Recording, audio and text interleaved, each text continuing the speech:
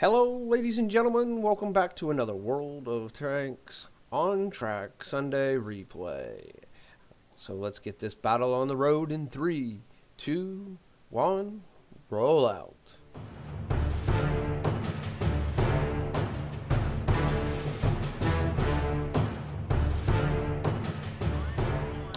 Hello, ladies and gentlemen, and welcome back to another World of Tracks on Track Sunday battle. This is the T95, the Tier 9 in the line to the ET110E3. Alright, I have to stop this for a moment. Now, on the EU server, this is an EU server. On the EU server, there was at one point in time where they had 4 streamers slash YouTubers teams that you could go on and join, and this is one of the actual camouflages. This is the first one I've seen. Actually, I don't play on the EU server, I play on the NA server because I'm from the NA, the great old United States of America. I'm not saying it's better than anything else, it's just where I'm from and the place I've grown to love.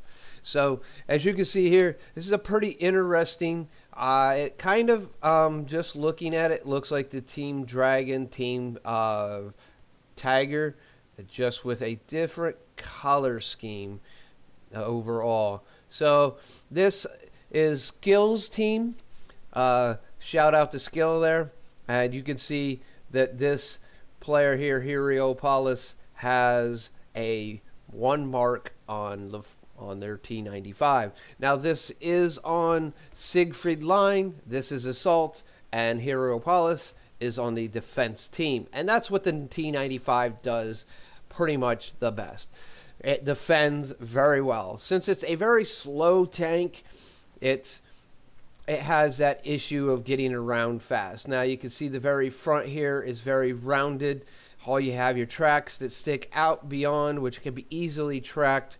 Unfortunately, carrying 2 repair kits is almost mandatory on this, especially after you get firefighting and preventive maintenance on this. You crew full firefighting and preventive maintenance, it's almost mandatory that you run 2 repair kits. That way, once you get tracked once, you're going to get tracked again once you use it, so that you can use it a 3rd time, or get untracked a 3rd time and scare the crap out of people. This is also called the Doom Turtle, so let's get on with this and see how much of a doom this turtle is going to show off. Alright, as you can see, people are just scattering everywhere to the wind right now. Again, this is a defense. This is an assault map, and this team is on defense. Alright, we're going to speed this up here a little bit because the T95 is slow. We're going to see enemies moving around and getting spots going, and there goes the ERB-75 FL-10. Alright, now, Hierapollis here is getting into position. Going to defend, it looks like this main trunk is spotted somehow. He does a quick peek around. He's not quite sure how he spotted, and either am I. I'm not quite sure how it became spotted there. I couldn't even guesstimate. It might be over there where their T95 is, because he has a direct line there. That, of course, was the 7-1 that spotted him there. He has a direct line right down that, given off the side. Probably pulled a little bit further than he should. As you can see, if you look off to his right there, we're going to take a quick peek. You can see there's a direct line right down through there that he's given way open. All right. Does that quick aim, turns around, shoots, and put a big hole right into the front of the IS-32. There's the IS-3 standard.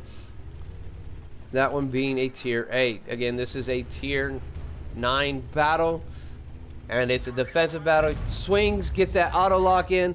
It's pretty good with that auto lock, putting a lot of damage into another IS-32. All right, unlocks that target. He shows real good skill at using that auto lock and swing and fire. I don't use that as much as I probably should, and I'm probably not as good at it as Hierapollis is here. Excuse the yawn. It's been a long day. All right, so here we're going to go ahead and we're going to continue to watch. No one's really moving around much. You know, their T95 has got a good position. Don't know what behind their T95, most likely, as the STRV is hidden back there somewhere. It's not been spotted.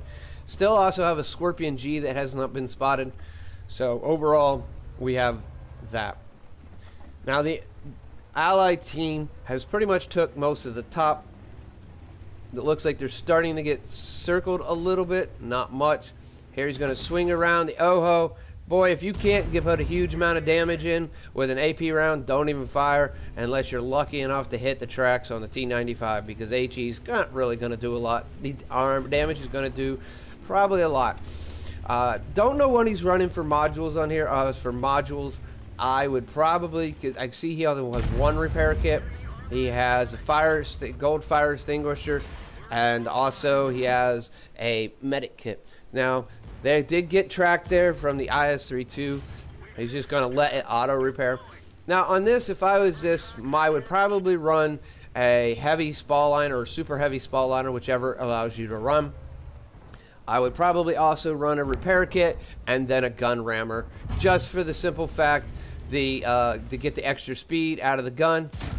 Ooh, that was a miss. You're not going to need anything big on turret transfers. T95, where did that come from? He's looking. It came from the front, believe it or not. E75, so he is pushed a little bit further forward than I would expect to be pushed. Just for the simple fact that he has that whole spot. Now the IS-3 behind him is backing up to give him some more room. He's going to take out that IS-3 too. They came around that corner so wrong. They showed their whole side and allowed him to get a full good side shot in on. And he couldn't get the shot off before our hero, Hierapollis, got his shot off. Now, Hierapollis is still holding this center portion, waiting for that E75 to make the same mistake that, oh, E75 gets a shot in. Still not using that repair kit. I'm going to use that repair kit now because he's got multiple tanks on the side. He's going to put a shot right into the Pantera. That Pantera's going to back off after that. I guess that Pantera doesn't know that the T95 has a good 10-second reload. So, yeah, I would probably take a couple shots, personally, knowing the T95 as well as I do. As you can see here, Hierapollis is pulling around the corner. Gets a shot on that E75 and pays him back for being tracked twice. IS-3 is pulled around, went around out and back around in, and took out the other IS-3 too, and moved on through. Now, Hierapollis is still holding this line. Here comes that 416. Well, there went that 416. Completely decimated right there. All right. Aiming up on that Pantera, trying to get that shot in, aiming to where it should need to be aimed. Oh, that Pantera is not even paying attention. Goodbye, Pantera. All right, well, that wasn't the most smartest move from that Pantera to stop right in the front of a line of view of a T95, and you're going to end up dead just because that. Now, we still only have one tank unspotted. It looks like the 1030 has been spotted way out there in K3, but that's not going to affect anybody really majorly. So, looks like this is not quite sure what Hierapollis is doing. I understand what he's doing. He's getting around that T75. Instead of pushing the T75 out of the way, he's just going to drive around it. All right, he's still pushing forward. There, he's got a shot. He's going to take that shot. Another thing, another piece of equipment you could put on this is the aim speed. It would increase your aim speed. It helped you increase your aim speed. But I still think I would go with repair kit and a rammer and heavy spall liner, because artillery, especially if you run into a battle with artillery loves to shoot this thing. Oh, there's the enemy T95. Goodbye, enemy T95. Not paying too much of attention. He's still going to continue to push forward, and from the front, there's not much that's really going to stop him. IS-3 shooting HE, not going to help you, buddy. You're going to be able to track, and that's going to be about it. The T95 is a pretty decent can. Now, for cruise skills, you're going to want, like firefighting. You're going to want preventive maintenance. You're also going to want the skill that allows you to turn quicker. Goodbye. He's just going to push you around and ignore the Lynx, because the Lynx is definitely not going to penetrate a T95 in any shape or form. Honestly, their armor on the T95 is going to be much more than the Lynx can go. And as you can see, Hierapollis is pinging where the Lynx is and completely ignoring it, because the Lynx is really not going to do enough to the T95 to make it even worthwhile to chasing down. And considering the Lynx is a lot faster, it's going to be hard for a T95 to chase him down. Now he's going to pull on down here this hill. He's going to pull around the corner. He's going to try to take out this 7-1 and still chasing. Now, again, this is an assault, and all they really have to do is hold off and keep the enemy out. But it looks like the Lynx took out the STA-1, unfortunately, and no one's back there to deal with the Lynx. Everything is really too slow. The only thing that could probably deal with it would be the WT Waffen PZ4, or the Waffenträger PZ4, the Tier 9. But with 1 hit point, as we can see as it comes into our view, he's not going to deal with pretty much anything. He's just going to say whatever. All right, there's that Centurion 7-1. Well, there was that Centurion 7-1, and he completely clobbers it. Now he's going to slowly make his way out to find that STRV 103-0. And as you see there, he's almost 7k damage with 8 kills. That shows you the T95 is the king of... That's why they call this the Doom Turtle. It is a slow tank. Maximum speed is like 18 kilometers an hour, and that's downhill being pushed by an E100 and a mouse. Oh, look, there's a... Oh, there's a Scorpion G, and there went the Scorpion G. That puts him over 7k damage, puts him to 7.5. Now he's got the Lynx behind him. He's not really over worried. The Lynx is going to try to do something, and it's not going to be effective. He sees that 103. Goodbye, 10. Oh, he left him with 70 hit points. All right, with 27 seconds left, that 103 is definitely a dead man, and someone took out the Lynx finally. It was Type 4. Goodbye, 103. And as you can see there, ladies and gentlemen, that would be a victory for Hierapollis. Really good game. Shows you the power of the T95. You know, in a defensive situation like this, especially in a city map where you don't have to move and go a lot of ways, this tank can decimate. All right, so we're going to head right on over to wattrecord.com to see how he did. All right, here we go. Got Ace Tanker badge, Reaper, Fire for Effect, Shellproof, Duelist, Bruiser, and yes, I skipped over this because for some reason this has got a little different layout. He got a second Mark of Excellence from his tank, and that's awesome cool. Okay, now we did go over the Ace Tanker. That comes from 1,823. No one else broke 1,000 other than his IS-3A, which unfortunately did get killed there. So, second Mark of Excellence. That is great, Hierapollis. Great to see there. All right, got Radley-Walter's medal because he got 8 kills total. He got high caliber. That high caliber came from his 8,195 damage. All right, Top Gun, of course, because he's got Radley-Walter's medal. That automatically gives you Top Gun. And then Steel Wall for blocking 3,110 damage. Now, the past 2 battles, last week's battle was of the T28. They also came out with Steel Wall, and they blocked 3,000 damage. So it shows you that this line is a very frontal armored line. Your back, your sides are not quite as much, and your rear is definitely not as much. As you can see, the Lynx was shooting heat, and he bounced 2 rounds on the side of the Lynx, and then finally the only time the Lynx that actually got damage was after the fact that he shot him in the rear. As you can see here, he was top on damage. He doubles everybody. There's no one on either team that can get close to him. It takes literally the top 3 to the top 4 on the opposing team to pass him, and then it takes probably it's 30, that's 60, That's 70. It takes the next 5 on his team to even surpass him. So he really did 8K damage, and he really took it to the max there.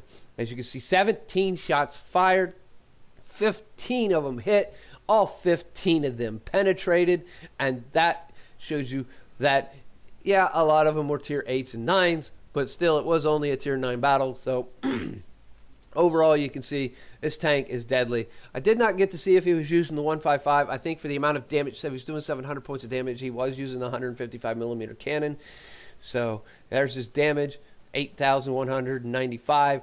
Only 1,100 of it was from over 300 meters, which kind of, I don't know why he didn't get tank sniper. Again, the new tank sniper, I'm still not 100% sure on what is needed. 17 hits received. Only 2 of those hits actually penetrated 2 splash damage. So he took damage from 4 rounds, and 13 of them didn't do any damage.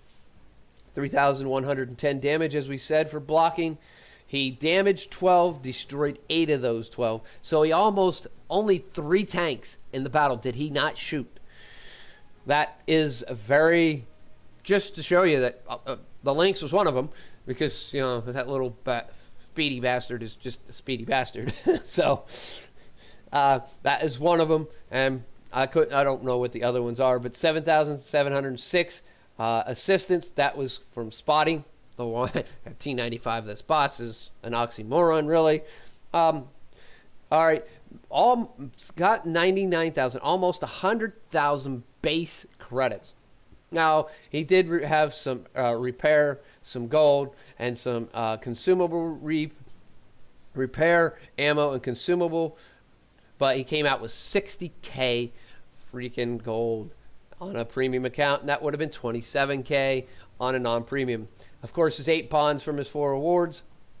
All right, 2,734 is his base for a premium account. He was not his first battle of the day and didn't have anything else running, so 2,734 experience going right in towards that T110 E3.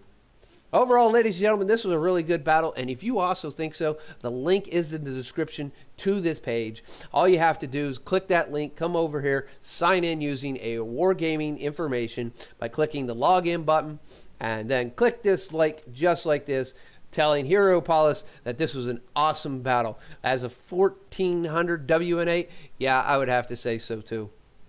With that all being said, if you like this video, don't forget to click the like. If you did not, you know what to do. Now, if you're not a subscriber and you want to keep up with stuff like this that I do, my World of Tanks On Track Sunday replays. Now, this is based off the North American server. And all the other stuff I do, Elite Dangerous and game reviews. Go ahead, click the subscription button, but don't forget to click the notification bell, changing it from occasional to always, to make sure you get instant notification of all my new uploads. With that all being said, ladies and gentlemen, I'm going to get out of here, and we may even see you out on the battlefield. This is Great Taz. I'm signing out.